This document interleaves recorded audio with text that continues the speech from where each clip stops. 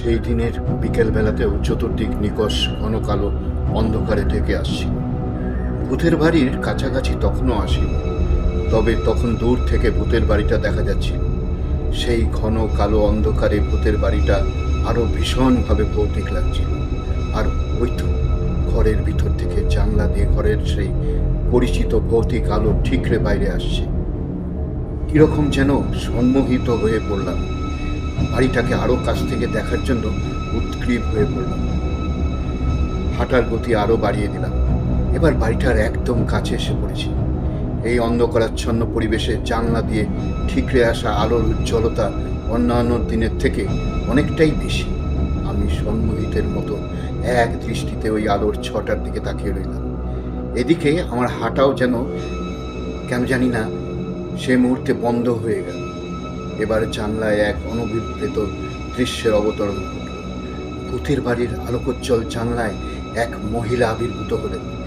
মহিলা শান্ত চোখে আমার মুখের দিকে ক্ষণকাল তাকিয়ে থেকে আমাকে হাতের ইশারায় ডাকলেন। আমি কেমন যেন ওই মহিলার শান্ত স্নিগ্ধ চোখে সম্মোহিত হয়ে পড়েছিলাম। এক পা দু পা করে জানালার দিকে এগিয়ে চলেছিলাম। কিরে, হঠাৎ কানের সামনে ঝাঁঝালো কণ্ঠস্বরে চমকে উঠলাম। ঘুরে তাকিয়ে দেখি মা। মা আবার বলল, স্কুল থেকে ফিরে দেখি তুই এখনো বাড়ি আসিসনি, এখানে দাঁড়িয়ে দাঁড়িয়ে কি করছিস? আমি মাকে জানালাটার দিকে হাত তুলে দেখালাম। কি দেখবো? মা অবাক চোখে আমার দিকে তাকালো। আমি বললাম, জানালাটা থেকে ওই মহিলাকে দেখো, আমাকে ডাকছে। কোন মহিলা? কোথাও কেউ তো নেই। জানালার দিকে তাকিয়ে এবার আমি হতভম্ব হয়ে গেলাম। সত্যি তো, সেই মহিলা কোথায় গেল? সেই ঝলমলে আলোই বা কোথায়? নিকষ কালো অন্ধকারে ঢেকে রয়েছে জানালার ভিতর এবং বাইরে। বাড়ি চলো। মায়ের কথায় এবার একটু বিরক্তির ভাব। মায়ের হাত ধরে এবার বাড়ির পথে রওনা হলাম।